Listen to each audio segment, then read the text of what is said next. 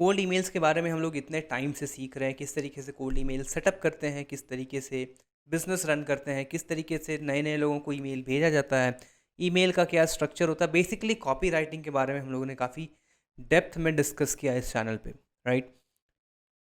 अभी तक जो हम लोग बिजनेस डिस्कस करते आ रहे हैं, जो हम लोग सबको सेल करते हैं, वो प्रॉब्ली वीडियो एडिटिंग एजेंसी होती है, एसएमएमए हो गया, आपका लीड जनरेशन एजेंसी हो गया।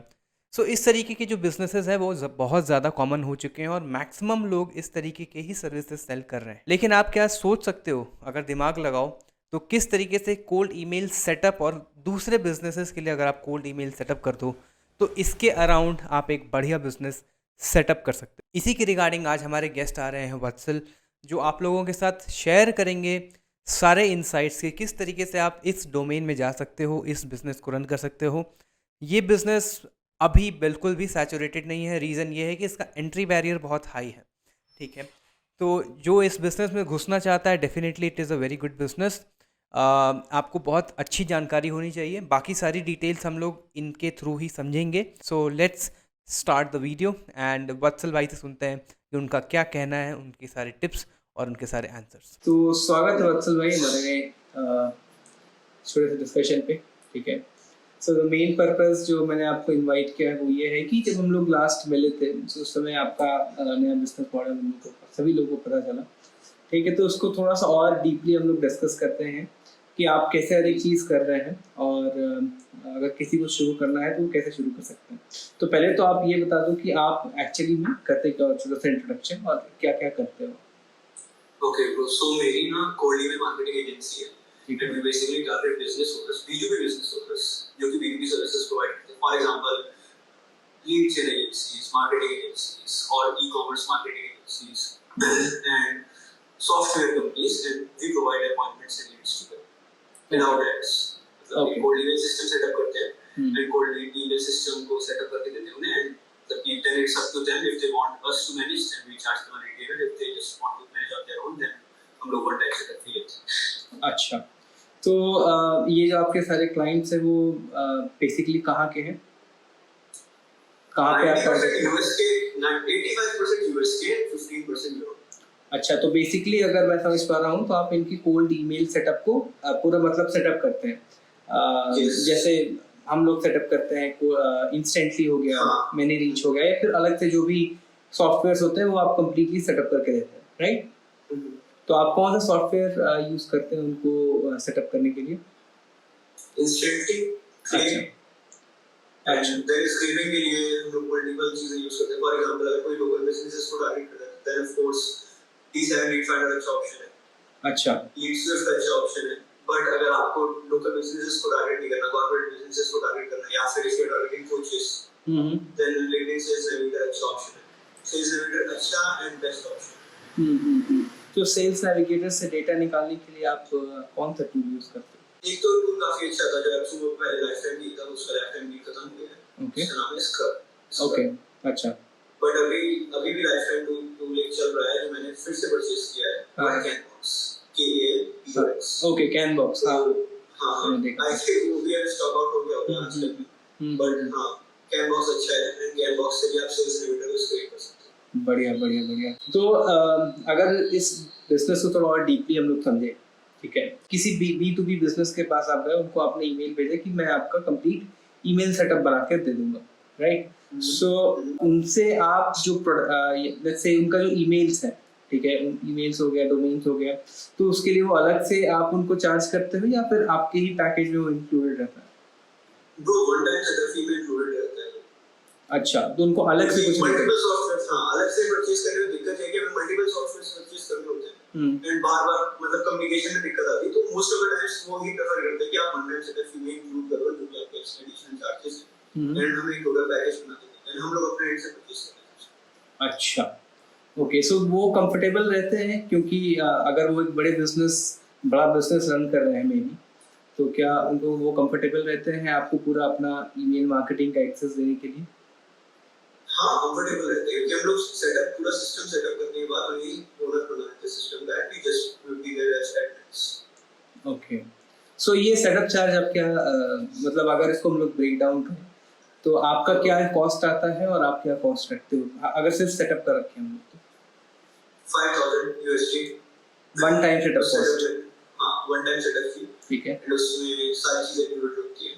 ठीक है। Anyways, तो आप उसमें अगर क्या क्या उनको अगर हम लोग अलग अलग डिलीवरेबल्स देखें तो जैसे सभी लोग जो देख रहे होंगे उनको ईमेल सेटअप करना धीरे धीरे आ गया होगा, ठीक है। तो अगर उनको ये आता है वो कोशिश करते हैं कि ये वाला आपका मॉडल जो है वो अगर ट्राई आउट करना चाहते हैं तो उनको क्या क्या डिलीवरेबल्स अपने सर्विस में देने होंगे। एक तो हो गया इंस्टेंटली परचेज किया, उसमें ईमेल्स वगैरह ऐड कर दिए, ईमेल का आपका डोमेन का जो SPF DKIM DMARC ये सारे सेटिंग्स हो गए होंगे, राइट। इसके अलावा और क्या करते हैं? इसके अलावा मैं सबसे पहले रिकमेंड करूंगा जिसको भी स्टार्ट करना है पहले वो खुद कॉन्फिडेंस इतना उनके अंदर हो कि खुद आपका ईमेल से क्लाइंट्स आ रहे हैं, फिर आपको सेम चीज ही बना के देनी है बस ऑफर। फिर आपका मेन कमांड कॉपीराइटिंग पे होती है। अगर आपने सिस्टम एक बार फिगर आउट कर लिया या फिर मेन कमांड है वो कॉपीराइटिंग पे होना चाहिए कि कॉपी किस तरह कॉपी लिखनी है एंड क्लाइंट से कितना अच्छा ऑफर आप क्रिएट कर सकते हो। तो हम लोग इवन मतलब कि कई बार ऐसी कंपनी आती है हमारे पास इनके पास एक ऑफर ही नहीं होता, they just have services to sell. जब वेबसाइट बना लेते हैं, हम फेसबुक एड्स चला लेते हैं, देन हमें एक ऑफर बनाना पड़ता है। फॉर एग्जांपल एक कंपनी आई थी, यूएस की कंपनी थी and they were running Facebook ads for offers and cleaners. तो उनके पास ऑफर नहीं था, दे जस्ट सेड अस कि हमें तो फेसबुक एड्स करने आते हैं, हमारे पास नेक्स्ट क्लाइंट्स। तो अब ईमेल मार्केटिंग में जैसे हम लोग अपने ऑफर क्रिएट करते हैं सिंपली उन लोग की ऑफर क्रिएट करना। अच्छा, कि हमें ऑफर से क्लियर आउट करना पड़ता है जो कॉम्पिटिटिव ऑफर क्रिएशन काफी अच्छी होनी चाहिए। उसके बाद ऑफर क्रिएट किया, फिर उस ऑफर के अराउंड कॉपीज क्रिएट करो। तो कॉपीज में खासकर इंग्लिश में एंड कोड में कॉपीराइटिंग वो डिफरेंट होती है जो एक ईमेल मार्केटिंग वाली कॉपीराइटिंग। करेक्ट। तो उस कॉपीज में मतलब कॉपीराइटिंग काफी स्ट्रांग कमांड होती है। कॉपीराइटिंग एंड लीड सोर्स जो टॉप टू मोस्ट इंपॉर्टेंट चीजें ये। सो अगर किसी एक ऑफर को हम लोग क्योंकि अभी जो मेनली ऑफर्स सभी लोग पिच कर रहे हैं वो मेनली हमारे वीडियो एडिटिंग के हो गए, लीड जनरेशन हो गया, राइट। सो अगर आपके पास कोई कंपनी आती है, लेट्स से उनका कोई प्रोडक्ट है, सो ऐसी भी कंपनीज आती है, लेट्स से ई-कॉमर्स स्टोर्स की कंपनी है, उनको अपने क्लोथ्स को अपसेल करना है, तो आप उनके ऑफर्स को कैसे क्रिएट करते हैं? ई-कॉमर्स स्टोर्स को लेट्स से कोई ई-कॉमर्स स्टोर का बंदा है, उसका अपना बिजनेस है ई-कॉमर्स का, ठीक है। तो उस तरह हाँ ई-कॉमर्स का अपना उसका वेबसाइट है, बेसिकली कई सारे उसके प्रोडक्ट्स हैं, ठीक है। और आपके पास वो अप्रोच किया कि आप मेरे प्रोडक्ट्स को अपसेल करो, तो इस तरीके के बिजनेसेस को भी आप केटर करते हैं? नहीं, उनको केटर नहीं करते, जस्ट टू कोल्ड बिजनेस और B2B बिजनेस। सो B2B में किस तरीके के उनके सर्विसेज होते हैं जिसको आप अपसेल करते हैं कोल्ड ईमेल्स के through? Easiest to service based businesses ही होते हैं, सर्विस जिनके पास पहले से जो लोग सर्विसेज। अच्छा, जैसे software development, web development, digital marketing, Google ads, Facebook ads. So इस तरीके के सर्विसेज के लिए आप कोल्ड ईमेल्स को सेट करते हैं। B2B SaaS का इंस्टेंटली तो हमारे पास कुछ ऐसे क्लाइंट्स भी हैं जो जैसे कि B2B कंपनीज को कुछ सॉफ्टवेयर सेल करना चाहते हैं, जैसे कि इंस्टेंटली ऐसा क्लाइंट है हमारे पास, ठीक है। एक पेमेंट प्रोसेसर है ऐसे क्लाइंट, एंड वो पेमेंट प्रोसेसर काफी अच्छा है। और इस तरह मतलब कि हम लोग क्लाइंट्स के ऐसे लेते हैं जिनका ऑफर इजी टू सेल होता है, मतलब कि आप जल्दी में अगर थोड़ा भी आपने ऐसा किया तो ये कोल्ड ईमेल्स में काफी फिगरिंग आउट होता है। करेक्ट। ऐसा नहीं होता कि मतलब वो फेसबुक एड्स और गूगल एड्स इन सब चीजों से बहुत डिफिकल्ट होता है कि आपको बहुत सारे वेरिएबल्स पे ध्यान रखना पड़ता है। ऐसे आप किसी भी क्लाइंट को ऑनबोर्ड नहीं कर सकते। तो ओके, इसलिए हाँ, एंड जो भी क्लाइंट ऑनबोर्ड करो आप वो फ्लेक्सिबल होने चाहिए, फ्लेक्सिबल टू चेंज ऑफर्स। मतलब ऐसे नहीं होनी चाहिए कि यार हमको ये बेचेंगे, बेच पा रहे हो तो बेच लो, तो फिर उसमें हमारा दिक्कत ये होगा कि फिर हम लोग भी सेल नहीं कर पाएंगे। और ऐसे भी क्लाइंट्स के स्टार्टिंग में हमारे पास एक दो क्लाइंट आ चुके हैं इस तरह। ओके, सो आप अभी सोलर से रिलेटेड भी कुछ कर रहे हैं जैसा आपकी पहले डिस्कशन में था? Solar marketing agency, solar Facebook ads marketing agency. तो उसमें आप बेसिकली क्या करते हैं? ब्रो उनके क्लाइंट्स के क्या थे? अच्छा, अभी आप नहीं कर रहे हो? अच्छा, अभी आप नहीं कर रहे। अच्छा, वो change only cold email setup. Okay, हाँ, राइट नाउ अभी हम लोग सिर्फ उस पे फोकस कर रहे हैं, कोल्ड ईमेल सेटअप पे, एंड एक B2B SaaS है उस पे फोकस कर रहे हैं, वो बना रहे हैं अभी इन हाउस। अभी तो सबसे पहले क्लाइंट्स को देंगे, देन वी चेक फ्रॉम फरवरी और जनवरी हम लोग से लॉन्च करेंगे एप्सुमो पे या फिर क्या कोई प्रोडक्ट बना रहे हैं? यस, अच्छा। B2B SaaS है एंड बेसिकली क्या है ना, हम लोग एक अच्छा वैल्यू प्रॉप मिला है कि इनबॉक्स मैनेजर्स ढूंढना बहुत डिफिकल्ट होता है। ओके। तो एआई का यूज करके रिप्लाईज लिखवा के सीधे इंस्टेंटली में पुश कर रहे हैं।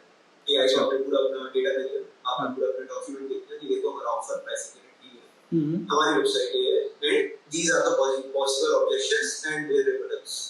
तो वो एआई जो है वो मेरी लैंग्वेज, उसको मेरी लैंग्वेज पे ट्रेन कर रहे हैं, फिर वो मेरी लैंग्वेज पे आपके रिप्लाईज लिख के बिल्कुल जैसे हम लोग चाहते हैं वैसे रिप्लाईज लिख के इंस्टेंटली पुश करें।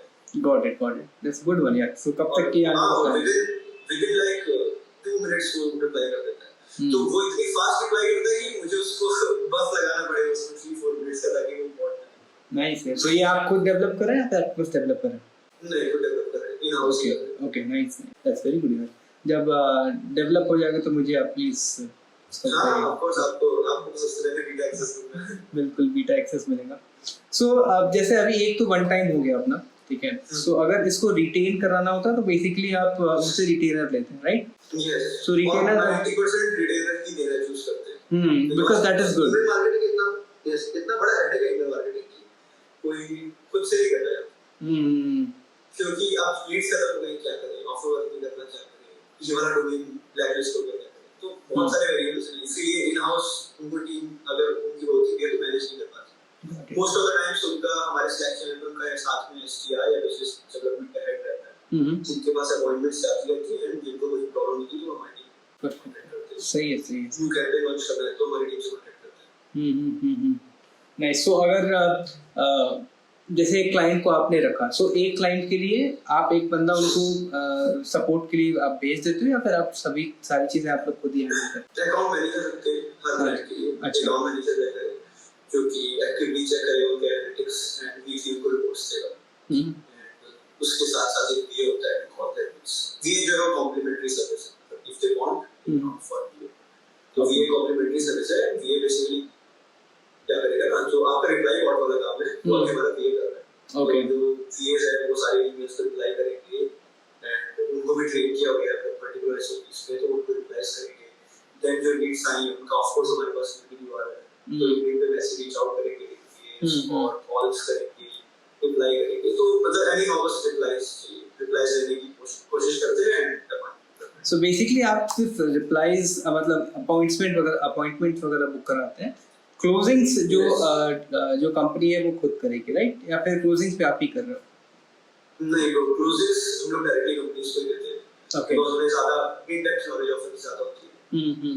एक दो केसेस ऐसे हैं कि जहां पे कंपनी के पास अच्छे क्लोजर नहीं थे, उन्हें प्रोवाइड कर दिए, बट वो ऐसी सर्विस नहीं है मतलब साथ में अटैच कर सकते। नाइस, बढ़िया। सो अगर रिटेलर प्राइस की बात की जाए, अगर किसी को शुरू करना है, फॉर एग्जांपल कोल्ड ईमेल के मैंने भी कई सारे वीडियोस बनाए, हिमबाई है, चेतन है, सभी लोगों ने अपने अपने चैनल्स पे काफी डिटेल में ये सारी वीडियोस बना रखी है, right?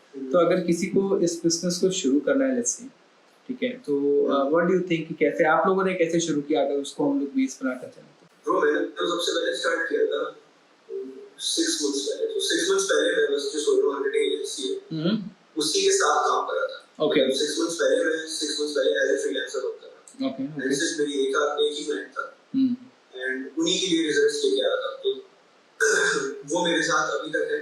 Okay. I think more than 1.5 years around हो गया। तो अभी भी हम साथ में, तो उन्हीं के लिए काम कर रहा था पहले, बट देन उनके साथ फिर मैंने स्टार्ट कर दिया। Got it. जब मैंने स्टार्ट किया 6 months पहले, तो मेरे पास ऑलरेडी सारी चीजें फिगर आउट थी क्योंकि मैंने उस एजेंसी की सारी चीजें ट्राई कर रखी थी। एंड देन उसके बाद मैंने ऑफर बनाया। मैंने बस कुछ डोमेन्स ही खरीदे थे, लाइक 10 डोमेन्स खरीदे थे, 30 ईमेल्स थी, बस ज्यादा नहीं था। एंड कैंपेन सेटअप किया, लीड जेन एजेंसी स्क्रिप्ट करी, एंड तब तो मैंने क्लेवी यूज नहीं किया था। तो फर्स्ट लाइक 30-48 डेज में आ गया था। ओके। सो रिटेलर का आप चार्ज कर रखते हैं, और रिटेलर में आप क्या क्या प्रोवाइड करते हैं? मतलब सारे inbox management, lead management, I guess, right? हाँ सारी चीजें रिटेलर का। फिर वही है कि अगर रिटेलर ले रहे हो देन क्लाइंट को कोई टेंशन मत दो उनके से, ना पैसे की ना रिप्लाई करने की, किसी चीज की टेंशन। तो अगर आप रिटेलर ले रहे हो तो सारी बिलिंग आप मैनेज करो। क्योंकि मल्टीपल सॉफ्टवेयर्स है, अगेन ब्रो, कि आप गूगल में कहीं पे उनका कार्ड रहता है तो directly got it cards you को पे करते हैं सॉफ्टवेयर्स। सो जो एवरेज जो प्रोडक्ट का वैल्यू होता है जो आपके कस्टमर्स का है वो कितना रहता है, क्योंकि उनको आरओआई देखना होता होगा, राइट? हाँ अगर आप आप रिटेलर लेट्स से कितना चार्ज करते हैं? रिटेलर जो ranges from 12 to 1500 USD. Okay, let's say $1,000, let's say lower and level, ठीक है? तो लेट्स से अगर $1,000 है तो उसको हम लोग आरओआई से अगर कंपेयर करें तो कैसे हम लोग उनको ज्यादा आरओआई दे पा रहे हैं? Bro, retailer में देखिए one time से definitely important है कि आपको पता है कि सॉफ्टवेयर Correct. परचेज करते हैं। then retailer में हम लोग क्या करते हैं, retailer में आई थिंक प्रॉफिट मार्जिन सही रहते हैं, सॉलिड रहते हैं, क्योंकि उसमें हमें इंस्टेंटली एंड देन क्ले और डोमेन वगैरह सब्सक्रिप्शन देना है, तो ये सारी चीजें अराउंड 400 USD में कवर है। अच्छा, $400 में अराउंड कवर है, ठीक है। एंड देन उसके बाद बाकी का प्रॉफिट और उसमें फिर सारी चीजें मतलब वीएस भी मिलेंगे, उनका ब्रांड से कोई सॉफ्टवेयर भी खरीदने हैं, कैंपेन्स वर्क भी कर रहे हैं, हमारी दिक्कत है, एनालिटिक्स अगर कैसे मतलब रिप्लाई रेट्स खराब आ रहे हैं तो हमारी प्रॉब्लम है, और हाँ अपॉइंटमेंट बुकिंग रेट भी देते हैं। तो in terms of let's say अगर आप वो आपको $1,000 दे रहे हैं हर महीने, ओके, सो वो क्या चेक करेंगे? वो ये चेक करेंगे कि आपके थ्रू उनको $1,000 से ज्यादा की सेल है या फिर उनका रेवेन्यू, तो उनका जो प्रोडक्ट रहता है बेसिकली जिनको आप टारगेट करते हो, उनका प्रोडक्ट साइज क्या रहता है, उनका प्रोडक्ट कैपेसिटी क्या रहता है कि उनको मोर देन 2.5 टू के से ज्यादा होता है। तो ये जो सर्विस है लेट्स से $2,000 की उनकी जो सर्विस है, एक वो क्या है, मतलब किस टाइप की सर्विस होती है? मंथली सर्विस हो सकती है सोशल मीडिया मार्केटिंग की, एसईओ की। सो हमारा एक क्लाइंट है who sells SEO services for $4,500, hardest to sell, हां, बट स्टिल उसने शायद 7-8 क्लोज निकाली लास्ट 2-3 मंथ्स में। $4,500 पर मंथ फॉर एसईओ। सो इस तरीके के आप अलग-अलग डिजिटल मार्केटिंग एजेंसीज या फिर उनको टारगेट करते हैं, राइट? जिनके सर्विसेज की कॉस्ट ज्यादा हो।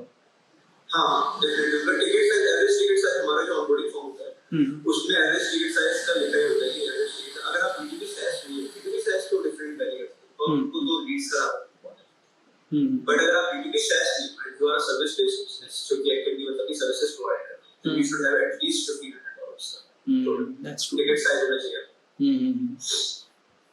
सो अगर जैसे ऑनबोर्डिंग लेटर की बात करें, ठीक है, हमने शुरू किया ऑनबोर्डिंग, तो आप ऑनबोर्डिंग का क्या प्रोसेस रहता है आपका? तो ऑनबोर्डिंग का डिटेल प्रोसेस होता है।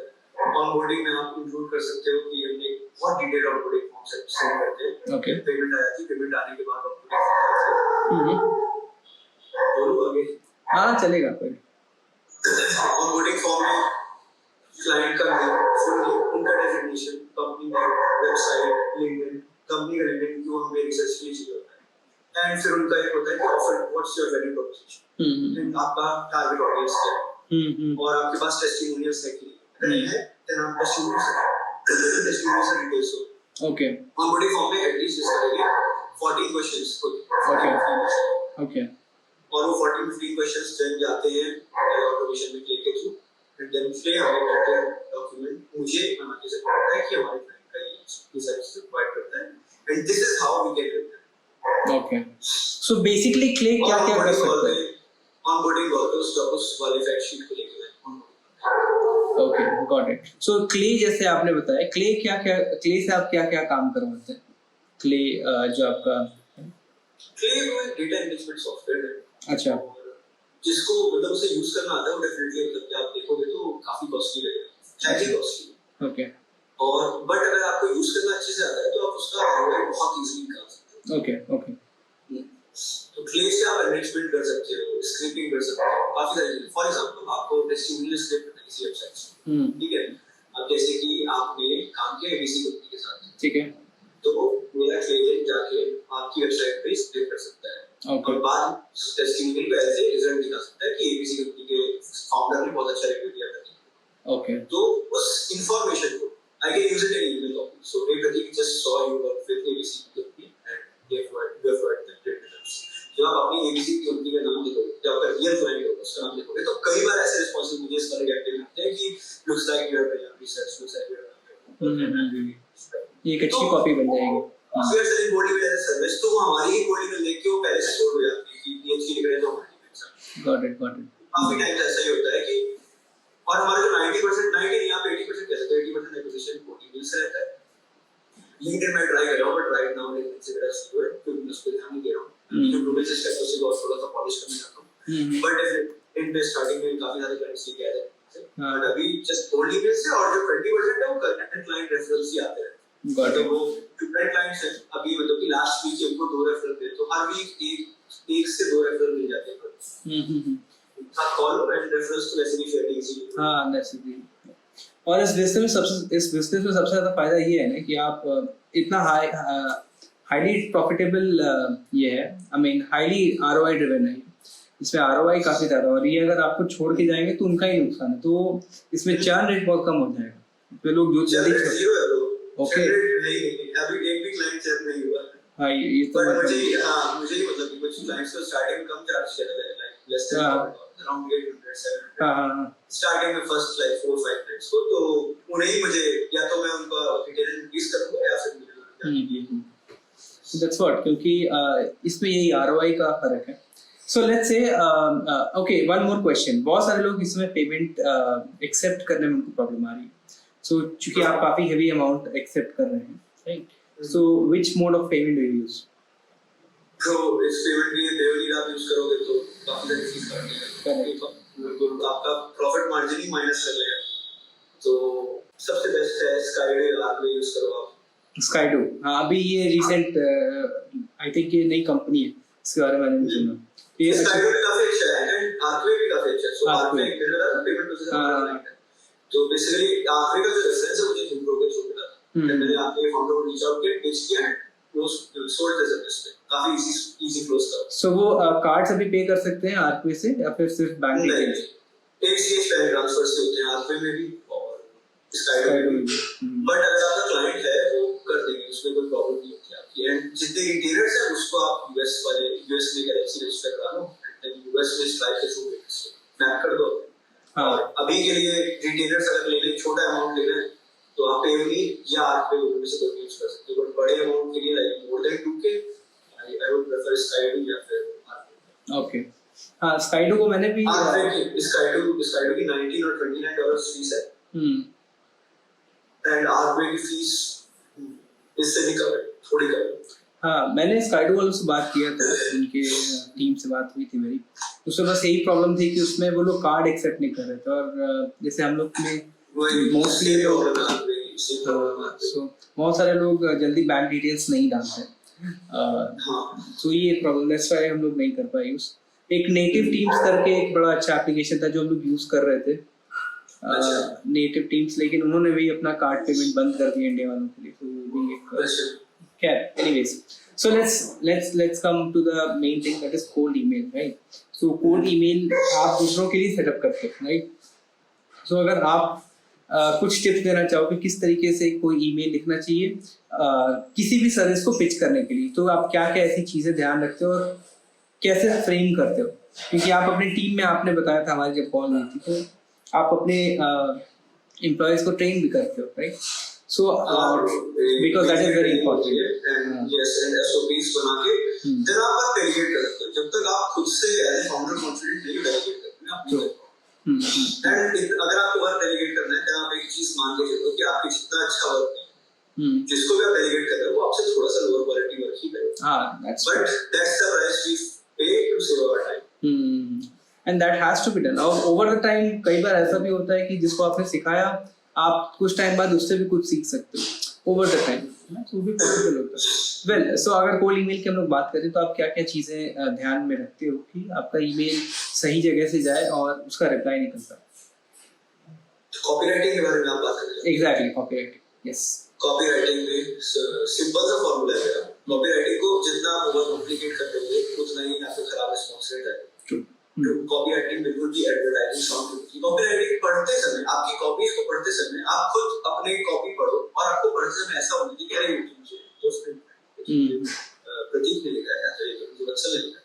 तो जब कोई ऐसे पढ़ेगा ना, जब उसके दिमाग में ऐसा आएगा कि he is not trying to sell me anything, तभी वो अच्छी कॉपीराइटिंग है कोल्ड ईमेल के लिए। बिकॉज़ जो बाकी जो इनबाउंड ईमेल्स होती है जो शॉपिफाई वगैरह पे होती है या फिर आपकी Amazon से ईमेल्स जो बेसिकली ईमेल मार्केटिंग होती है, जो एचटीएमएल वाले फॉर्मेटेड ईमेल्स होती है वो वाले होते हैं फॉर सेलिंग है। तो हमें ऐसे एक्ट करना होता है कि हम तो यार तुम्हें जानते हैं एंड बस आप मेरा मैसेज दे दो and let's see we can help each other. बढ़िया बढ़िया। तो कॉपीराइटिंग आपकी ऐसी होनी चाहिए, सिंपल फ्रेमवर्क, आपके सब्जेक्ट लाइन जो है it should not be more than 5 to 6 words। Okay 5 to 6 words एंड 5 to 6 words में एक मस्ट है, ये मैं आपको डायरेक्ट अपनी एसओपी में से बता रहा हूं। ओके ओके 5 to 6 words में आपका मस्ट है कि आपको एक पर्सनलाइजेशन लेनी है, B it first name, company name, या दोनों में से, या दोनों चीजें, या फिर अगर आपके पास क्लेम यूज कर रहे हैं टेस्टिमोनियल नेम आ गया। कई बार मैंने क्लेम से कंपनी में एसईओ वेबसाइट में रिकर्स करते हैं, वेबसाइट की वॉइस क्लिक करें, जैसे सिमिलर वेब है, सिमिलर वेब का एपीआई आप एक्सप्लेन कर सकते हो, एपीआई के थ्रू सिमिलर वेब का एक्सप्लेन कर सकते हो। हां तो मतलब कुछ भी आपको पर्सनलाइजेशन वेरिएबल होना चाहिए, एक मिनिमम वन, वो तो मस्ट है। फिर अगर वो नहीं करोगे ना आप, तो फिर वो स्पैम फिल्टर्स ट्रिगर होंगे, आप 30 सीक्वेंस से प्लीज चेक दिस करके 30 सीक्वेंस दे दो, तो प्लीज चेक दिस को बार-बार देखें कि एक सेम सब्जेक्ट लाइन कितने लोग हैं। बहुत स्मार्ट हो गए हैं फिल्टर्स, एसएमडी फिल्टर्स बहुत स्मार्ट। और even like even 10 years नहीं, like 1 year 1.5 year पहले ऐसा कंडीशन नहीं था। 1.5 year पहले मुझे रिस्पांस रेट आता था वो विदाउट यूजिंग क्लेम, मुझे रिस्पांस रेट आता था 16% 17% रिप्लाई रेट, एंड अब even using claim reply rate जो आते हैं वो 7% 8% आते हैं, 7% भी मैक्सिमम। एक प्रूवन कैंडिडेट अगर 7% रिप्लाई रेट आ रहा है तो वो ऑलरेडी विनिंग है। करेक्ट या। तो सब्जेक्ट लाइन आपकी ऐसे होनी है, देन आपका जो copy it should not be more than 1 words, including your signature. And starting में आपका फर्स्ट में इंट्रोडक्शन में नीचे value drop, third CTA, then आपका सीटीए के बाद सीधे आपका सिग्नेचर, सिग्नेचर नीचे पीएस लाइन भी काफी ज्यादा इंपॉर्टेंट होती है। पीएस लाइन लोग ध्यान नहीं देते पीएस लाइन पे, बट पीएस लाइन काफी ज्यादा इंपॉर्टेंट होती है if you have like a really good testing. For example हमारा क्लाइंट है, उसने soul.com के साथ वर्क किया, तो soul.com के साथ वर्क करने में soul.com तो इसे $multi-billion यस USD, तो हम लोग भी इसे यूज करते हैं। yes we have just set up the AI system for soul.com in the last October ऐसे।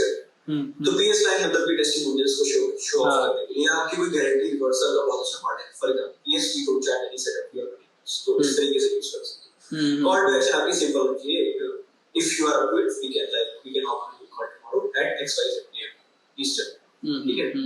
और जो नीचे बीच में वो आपका वैल्यू ड्रॉप होना चाहिए, बीच में ऑफर होना चाहिए, वैल्यू ड्रॉप होना चाहिए। एंड स्टार्टिंग में जो फर्स्ट लाइन है वो आपकी इंट्रोडक्टरी लाइन नीचे, उसको भी हेवीली पर्सनलाइज करनी है। सो अभी तक तो लोग डिस्कस की कि हाँ ये सारी चीजें हैं। अगर इस बिजनेस के हम लोग दूसरे साइड को देखें, ठीक है, तो क्या क्या आपको परेशानी आती है, क्या क्या ऐसा लगता है कि इतने टाइम से आप ये बिजनेस चला रहे हैं, तो आपको क्या लगता है कि इस बिजनेस को रन करने में सबसे बड़ी दिक्कतें क्या आती हैं, क्या क्या दिक्कत, कोई ऐसे बैकलैशेस हैं जिसको ध्यान में रखना चाहिए अगर वो स्टार्ट कर रहे हैं? बैकलैशेस सबसे पहला है कि आप फर्स्ट मंथ में अगर आप क्लाइंट को कोई प्रॉमिस कर रहे हो तो आप नहीं कर पाओगे उसको। फर्स्ट मंथ में आपका फिगरिंग आउट नहीं जाता है, 15 दिन तो आपको वार्म अप मिलता है, 15 डेज में आप कॉपीज लिख के, मतलब कॉपीज आपने लिख चुके हो पहले 15 दिन, बट 15 डेज जो है वो टेस्टिंग में आएंगे कि कौन सी ये भी टेस्टिंग में कौन सी कॉपी वर्क कर रही है, कौन सी ऑफर वर्क कर रही है। आप बहुत फास्ट होना होता है इसमें कि अगर वर्क नहीं कर रहा है तो आपके अंदर इतने एनालिटिकल स्किल्स होनी चाहिए कि आप उस कॉपी को जल्दी से जल्दी रिमूव कर दो या रिप्लेस कर दो, या फिर आपके पास आप ऑडियंस को देखो। तो मतलब कि काफी सारे वेरिएबल्स है, इसलिए सबसे आपका बेस्ट बेट यही है कि अगर आपने किसी भी क्लाइंट को लिया, मतलब ये गलती नहीं कर सकते इसलिए बता रहा हूं कि आपने किसी भी क्लाइंट को लिया कि अरे यार तो पैसे मिल जाएंगे, तो फिर वो क्लाइंट बहुत दिक्कत हो जाएगी अगर आपको उसका ऑफर अच्छा है। मुझे ऑलरेडी हो चुका है, एक क्लाइंट का ऑफर नहीं था अच्छा, तो मतलब कि हमें 1 मंथ उनके लिए फ्री में वर्क करना पड़ गया था। मतलब कि ऊपर से मतलब रिस्पांस रेट भी, मतलब सारे जितने भी खर्चे थे वो भी हमें अपने से पॉकेट से, बट क्योंकि 1 मंथ फ्री में वर्क किया था तो रिटेन कर लिया था, तब तक फिर हो गई था। सो एक इसके अलावा फिर ड्रॉबैक आपको समझ में आता है? ड्रॉबैक कि आपको बहुत मतलब कोडिंग में ना एक रैपिडली इवॉल्विंग इंडस्ट्री है। That's true. तो आपको ट्रेंड के साथ रहना पड़ता है।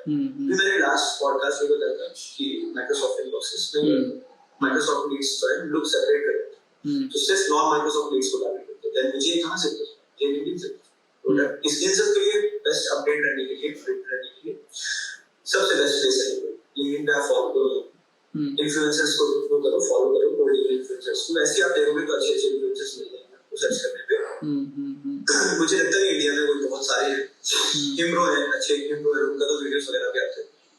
बट अगर आप हिम्ब्रोस को वीडियो बना के ट्यूटोरियल बना के दे देंगे आपको कि आपको इस तरह प्रोसेस करना है, but latest trend to trend news तो वो भी नहीं दे पाएगी ना, वो आपको लिंक्डइन पे मिल पाएगी, वो आपको लिंक्डइन से ही मिल सकती है। तो आपको ट्रेंड के साथ अपडेट रहना है बिल्कुल, अदरवाइज आप पीछे रह जाओगे। और मेरे ख्याल से अगर कोई ईमेल मार्केटिंग एजेंसी स्टार्ट कर रहा है तो पहले उसको खुद अपना इम्प्रूवमेंट सिस्टम को बनाना चाहिए। अगर आप सीधे क्लाइंट को बेचने जा रहे हो तो आप अपनी तो वो खराब करोगे, साथ में इंडस्ट्री में जैसे वो खराब करोगे। That's true, That's true, bhai. I think we are good to go. Thank you, Vatsal bhai. Any final thoughts to our audience जो देख रहे हैं आपको और इस बिजनेस को स्टार्ट करना चाहेंगे? कुछ जाते जाते कुछ आप टिप्स देना चाहेंगे? Bro, final thoughts तो ये अगर आप स्टार्ट कर रहे हो पहले प्रोफेस सिस्टम अपने लिए बनाओ, फिर उसी प्रोफेस सिस्टम को ऐसे गेटवे यूज करो कि आप भी यहाँ पे खुद के क्लाइंट तो उसको ऐसे गेटवे यूज करो। आप अपने मतलब कि अगर आप किसी कोई क्लाइंट इंटरेस्टेड हो भी गया आपकी सर्विसेज में, देन क्लोजिंग कॉल पे एटलीस्ट आप उसको अपने कैंपेन्स दिखा सकते हो। ऐसे मुझे भी मेरा फर्स्ट टाइम मिला था, मैंने उसको अपने कैंपेन्स दिखाए थे कि देखो आपको मैंने इस कैंपेन के थ्रू ढूंढा था, ये आप ऐसे लीड शो कर रहे हो, आप ये आपका पॉजिटिव है, तो वो बहुत इजी मेथड होता है अगर आप ये चीज दिखा दो। और आपके एनालिटिक्स मतलब पहले से आपको अपने अंदर कॉन्फिडेंस होना चाहिए सर्विस को सेल करने से पहले, बिकॉज़ यहाँ पे आपको कोई हेल्प नहीं करता है कोल्ड ईमेल में, क्योंकि बहुत कम लोग ही वो आइडिया है कोल्ड को सॉल्व करने का। फिर जितने भी लोग आपको हेल्प करने वाले हैं वो ऑलरेडी मतलब कि बड़ी बड़ी एजेंसी ओनर्स हैं, तो पोस्ट करने के लिए चार्ज करते हैं। That's true. Yeah, I mean first we need to try. और ये एक ऐसा डोमेन भी है जिसमें even after knowing it is very difficult, क्योंकि उसमें बहुत सारी चीज़ें हैं जो आपको सीखनी पड़ेंगी, वो एक्सपीरियंस के साथ ही आती है। और सो या I mean it's a good thing, जो लोग ट्राई कर सकते हैं ट्राई करें, not learn. Well thank you Vatsal भाई, thank you so much for joining and giving me your time. Let's stay connected और फिर बात करते हैं आपसे। Sure.